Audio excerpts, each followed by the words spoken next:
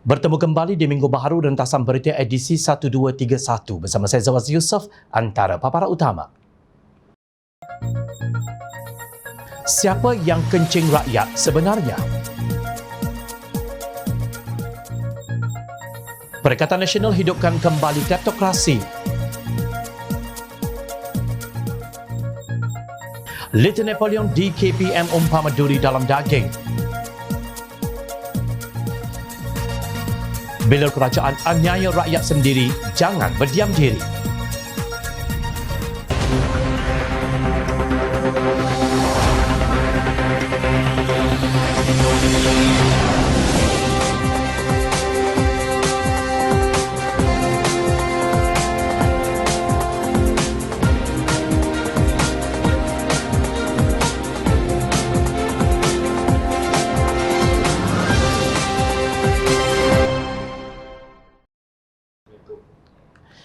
Assalamualaikum dan salam sejahtera.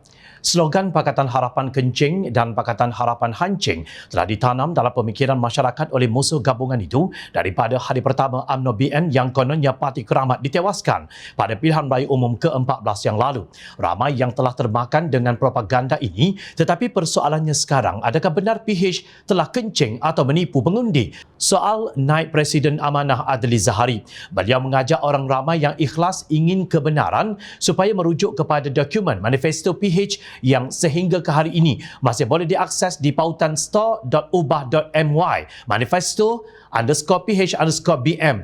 Saya fikir tidak ramai yang benar-benar telah membaca keseluruhan dokumen ini, tetapi hanya membuat andaian PH hancing melalui propaganda dan fitnah yang direka musuh-musuh Pakatan Harapan. Katanya, demi kebenaran itu, jom channel kongsikan hujah beliau berdasarkan fakta dan bukan auta, iaitu yang ada dalam manifesto Pakatan Harapan pada tahun 2018, bukan mengada-adakan yang tiada. Fakta yang pertama, janji untuk mengurangkan harga minyak ke RM1.50 tidak ada dalam dokumen manifesto PH 2018. Yang ada dinyatakan adalah perancangan PH untuk memberikan subsidi minyak tersasar dalam tempoh 5 tahun pemerintahannya.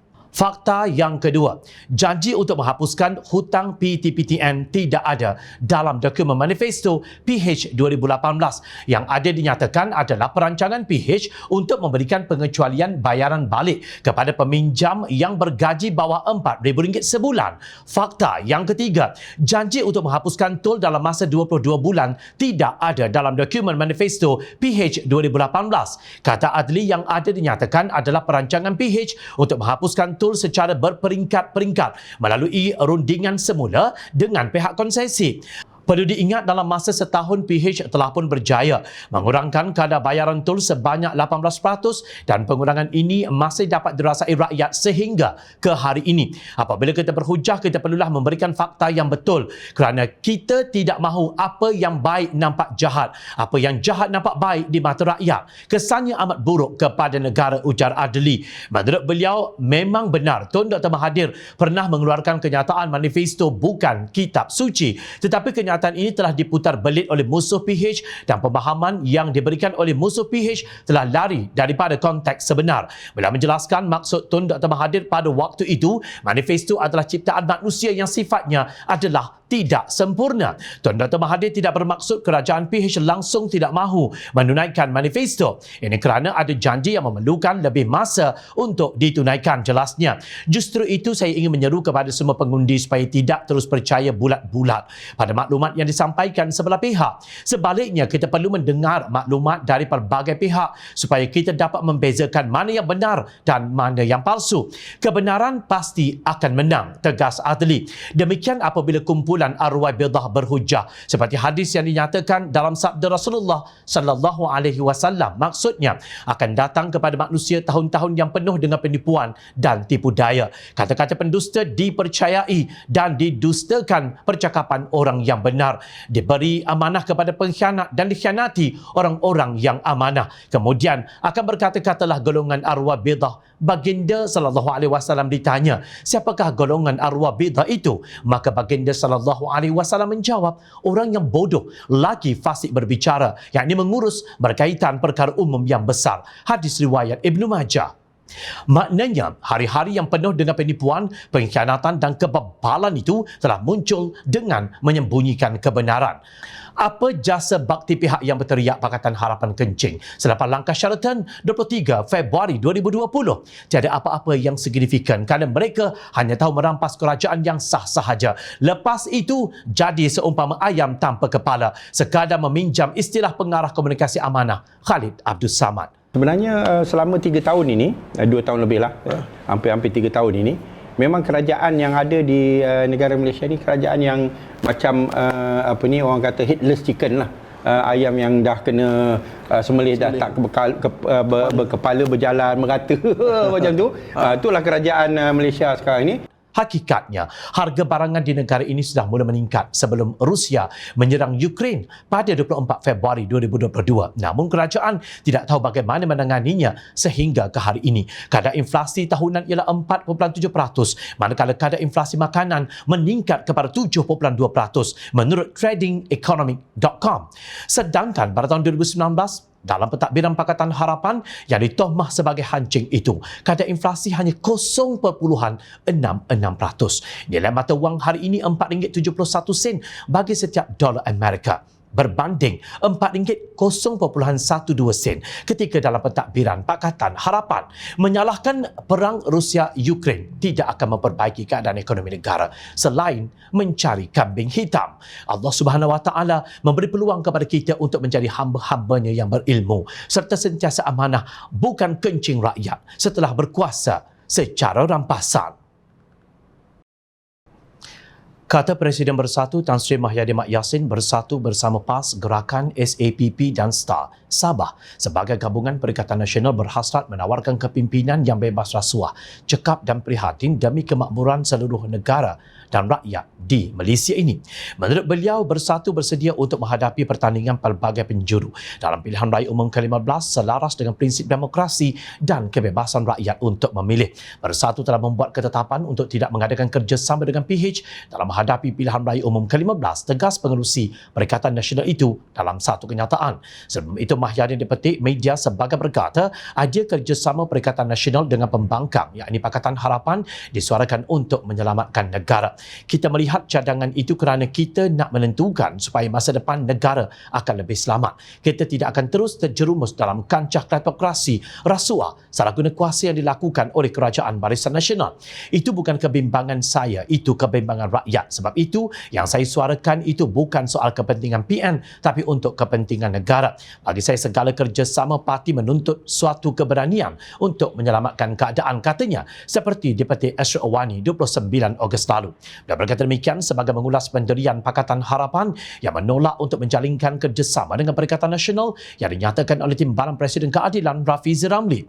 Tidak perlu fikir siapa nak jadi Perdana Menteri, selamatkan negara dahulu, ujar bekas Perdana Menteri Kerajaan pintu belakang itu. Hakikatnya, Pakatan Harapan tidak pernah melebarkan gagasan khemah besar kepada pengkhianat Bersatu dan juga PAS. Justru pada 13 Oktober lalu, Pengerusi Pakatan Harapan Datuk Seri Anwar Ibrahim menafikan bahawa beliau membuka kerjasama kepada Perikatan Nasional atau Gerakan Tanah Air.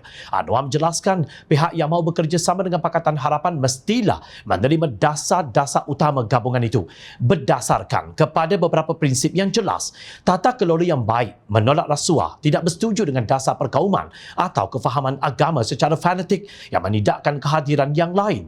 Itu prinsip utama, dan kalau bersetuju, silakan. Ini bukan milik monopoli mana-mana parti, tegas Anwar. Kelakarnya, Perikatan Nasional berretorik mahu menyelamatkan Malaysia daripada kleptokrasi, sedangkan merekalah yang menghidupkannya selepas langkah Sheraton pada hujung Februari 2020 lalu setelah bersekongkol dengan UMNO dan juga BN. Pengarah Komunikasi Amanah Khalid Abdul Samad berkata Pakatan Harapan mencuba untuk membersihkan negara ini daripada cengkaman kleptokrasi setelah memenangi pilihan raya umum ke-14 Mei 2018. PAS sebahagian daripada yang menyokong pengkhianatan itu dengan bangganya menyatakan kerajaan yang ditubuh kerajaan tebuk atap tempelaknya. Beliau berkata demikian dalam program Bicara Khalid Samad siri 167 menolak kleptokrat perjuangan belum selesai di Jom Channel 12 Oktober lalu. Anehnya, bercanggah dengan kenyataan Mahyadin untuk bekerjasama dengan Pakatan Harapan, satu pertemuan telah diadakan antara Presiden dan Timbalan Presiden UMNO dan PAS pada Rabu 12 Oktober 2022, iaitu sehari sebelum PAS membuat keputusan kekal bersama Perikatan Nasional. Pertemuan ini adalah ikhtiar terakhir UMNO untuk berlapang dada menerima PAS sebagai menyelamatkan muafakat nasional yang digagaskan bersama sewaktu 22 bulan sama-sama menjadi pembangkang atas derayan air mata kesyukuran bagi menoktahkan permusuhan politik puluhan tahun hingga menjejaskan persaudaraan sesama Islam. Demikian kata Ketua Pergerakan Pemuda UMNO, Datuk Dr. Ashraf Wajdi Dasuki dalam satu kenyataan di Facebook yang disertai dengan gambar Datuk Seri Ahmad Zahid Hamidi, Datuk Seri Muhammad Hassan, Tan Sri Abdul Hadi Awang dan Datuk Seri Tuan Ibrahim Tuan Man. Itu pun selepas didatangi seorang pemimpin tertinggi PAS yang membawa mesej bahawa Majlis Syura PAS dan Muktamar PAS telah membuat resolusi mahukan hubungan PAS dan UMNO dipulihkan kembali. Dewan Ulama PAS juga dikhabarkan membuat resolusi serupa, ujar Ashraf. Menurut beliau, UMNO dikhianati apabila PAS bersetuju mendaftarkan Perikatan Nasional bersama bersatu. Pada pertemuan kali ini, katanya PAS menegaskan bahawa jika bersama PN bersatu menjanjikan 47 kerusi boleh menang kepada parti itu. Sebagai sebuah parti perjuangan, UMNO tidak akan pernah patah semangat walaupun madu dibalas tuba. Kerjasama atas sifat berkepentingan bukannya keikhlasan semata-mata, hanya menatijahkan pengkhianatan dan kerosakan. Demikian tegas beliau. Memang benar, politik itu seni yang serba mungkin. Tetapi politik juga ada prinsip. Serba mungkin itu tidak bermaksud pengkhianatan, penipuan dan berkompromi dengan kleptokrasi dihalalkan. Jika semua strategi dibolehkan, akan jadikan ketidakstabilan politik seperti mana yang berlaku selama hampir 3 tahun ditadbir oleh kerajaan BNPN yang gagal kerana prinsip sudah dibangkul sampahkan. Sebaliknya, saban hari rakyat ditipu dengan sentimen perkauman dan naratif Melayu Islam. Jom Channel ingin mengingatkan kepada pemimpin yang sanggup menipu demi kuasa. Sebuah hadis yang mengandungi amaran daripada Rasulullah sallallahu alaihi wasallam yang bermaksud dari Ma'qil bin Yasar Al-Muzani, sesungguhnya aku mendengar Rasulullah sallallahu alaihi wasallam bersabda, barang siapa yang diberi beban oleh Allah untuk memimpin rakyatnya lalu mati dalam keadaan menipu rakyat, nescaya Allah mengharamkan syurga ke atasnya. Hadis riwayat Muslim. Rata-rata netizen sependapat bahawa sukatan pelajaran sekolah rendah menyusahkan anak-anak. Menurut mereka, isu ini bukan hanya berlaku kepada mata pelajaran matematik, tetapi mata pelajaran lain pun turut mengalami penyakit yang sama. Justru apa yang disuarakan oleh seorang guru matematik di sekolah rendah Gombak, Cikgu Muhammad Fadli Saleh, bukan hanya berlaku kepada dirinya, tetapi kepada kira-kira 236,000 guru-guru sekolah rendah lain di seluruh negara. Kira-kira 2.74 juta anak sekolah rendah terkesan daripada isu yang dibangkitkan oleh Cikgu Muhammad Fadli setakat data pada tahun 2020. Apa yang dinyatakan oleh Muhammad Fadli sehingga Kementerian Pendidikan mengirim surat tunjuk sebab bahawa beliau mungkin akan dibuang kerja atau diturunkan pangkat. Muhammad Fadli membangkitkan mengenai 6 isu utama, iaitu pertama, beg berat bahaya pada anak-anak kita. Kedua, silibus tinggi dan padat, silibus syok sendiri. Ketiga, bilangan murid yang ramai dalam sebuah kelas. 4. Subjek yang banyak murid belajar. Kelima, masa belajar untuk subjek terasa utamanya matematik tidak mencukupi. Dan yang keenam, adanya Little Napoleon dalam sistem pendidikan menyebabkan sistem pendidikan kita rosak. Dalam 6 isu ini, kemungkinan besar isu yang keenam itu paling tajam menikam jantung Little Napoleon yang kini membina kubu di KPM. Malah bekas Menteri Pendidikan di era Pakatan Harapan Dr. Mazli Malik yang turut mengecam tindakan ke atas Cikgu Muhammad Fadli oleh KPM sebagai melampau. Sikap kritis beliau bukanlah sesuatu yang baharu. Malah di zaman saya menerajui KPM sekalipun, beliau memang terkenal dengan sikap kritisnya. Namun itulah sebahagian daripada suara hati para guru, kata Mazli dalam kenyataannya. Menurut Mazli, Cikgu Muhammad Fadli membawa suara para guru bawahan dan juga suara ibu bapa yang inginkan pendidikan terbaik buat para murid. Sebab itulah, walaupun beliau lantang mengkritik di zaman saya, pendekatan yang saya gunakan ialah melakukan libat urus dan mendengar pandangan-pandangan beliau walaupun bukan kesemuanya, ujar ahli parlimen simpang renggam itu. Beliau turut mengakui kewujudan Lieutenant Napoleon di KPM. Saya kira sekarang ini keadaan pendidikan kita sudah terlalu parah dan Lieutenant Napoleon sudah mula melata menyalahgunakan kuasa, tegasnya. Dalam satu video yang bertajuk Jom Sembang Pendidikan Jom, beliau menegur KPM kerana minatnya kepada bidang perguruan untuk memperbaiki kelemahannya, sehingga tengah hari video tersebut telah dilihat oleh 524,000 pengunjung dan lebih 41,000 komen serta 70,000 like dan love. Berbeza dengan kenyataan Ketua Pengarah Pendidikan Datuk Fakhruddin Ghazali yang mendapat 2,100 like, 1,900 ketawa, 1,300 marah dan dilihat oleh 148,000 pengunjung dan 3,300 komen. Perbezaan tersebut bukan sekadar nombor-nombor yang menunjukkan populariti, tetapi lebih kepada pernyataan netizen yang melihat bahawa KPM mesti berubah. Dalam klip videonya, Muhammad Fadli mempertikaikan dakwaan bahagian pembangunan kurikulum atau BPK bahawa guru-guru yang sudah berpuluh tahun mengajar tidak tahu mengajar.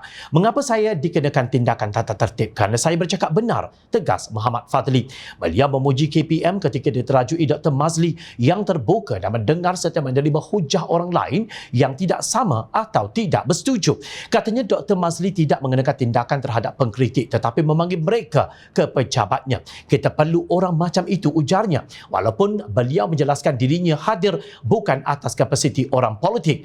Fungsi BPK jelas dinyatakan dalam laman rasmi KPM, iaitu pertama, membangunkan kurikulum sekolah, kedua, menyebar kurikulum sekolah, ketiga, memantau pelaksanaan kurikulum sekolah, keempat, menyediakan bahan sokongan kurikulum sekolah dan yang kelima, menjalankan penilaian untuk pembangunan kurikulum sekolah. Nah, 5 fungsi BPK yang cantik molek. Sudahkah kalian jalankan dengan penuh iltizam dan amanah? Sudah terlambat bagi Datuk Muhammad Razif Jidin untuk bangun mendepani isu kurikulum dan masalah berkaitan seperti beg sekolah yang berat bagi anak-anak sekolah rendah dan Little Napoleon di KPM.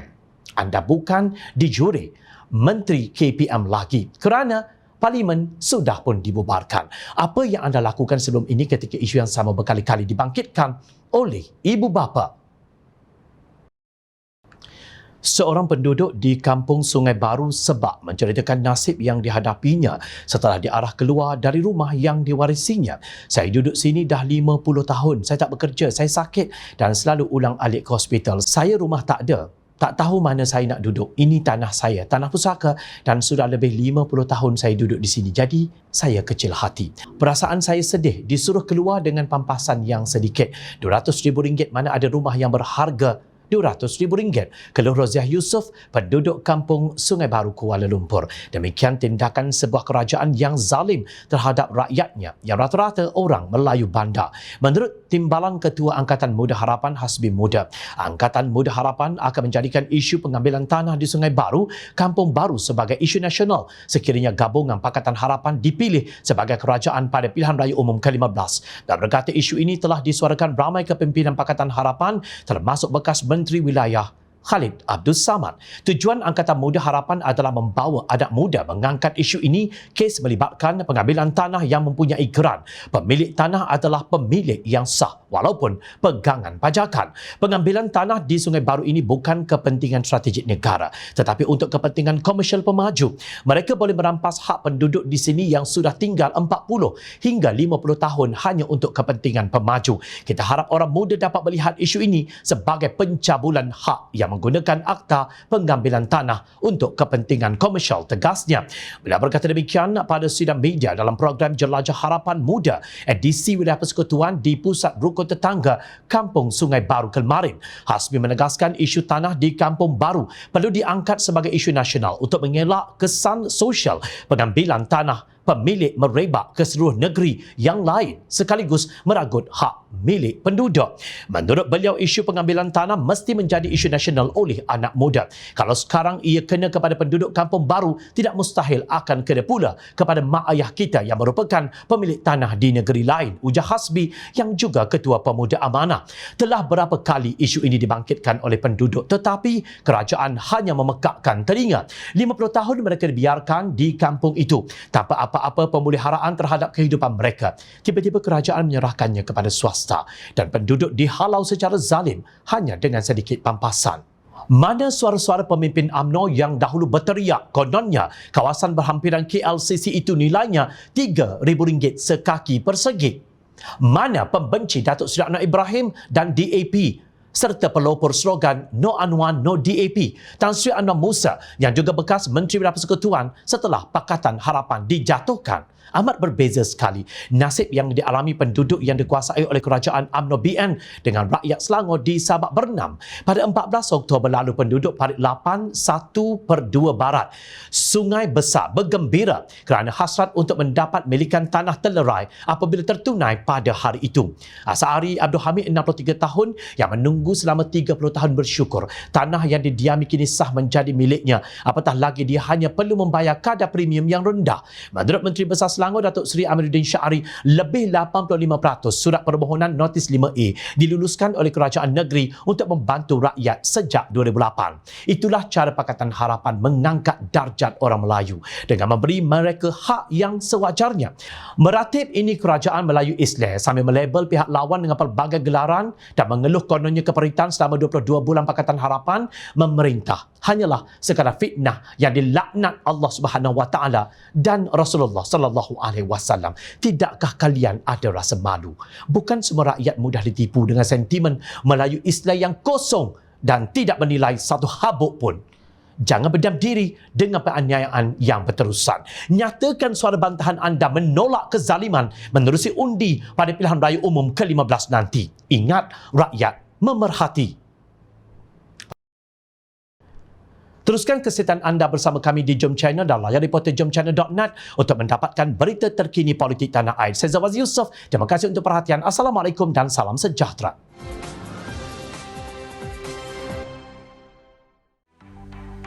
Mencari maklumat dan berita politik yang bebas, kupasan yang tepat, panas. Dapatkannya secara eksklusif hanya di Jom Channel. Komitmen kami, pentasan berita Isnin hingga Jumaat. Berbicara dan isu semasa, kami garapkan secara langsung. Panel-panel berkaliber dan profesional. Interaktif, pandangan anda kami raikan. Jangan lupa bersama kami di setiap hujung minggu dalam edisi khas mingguan. Jom Channel, moving forward, sharing a new experience.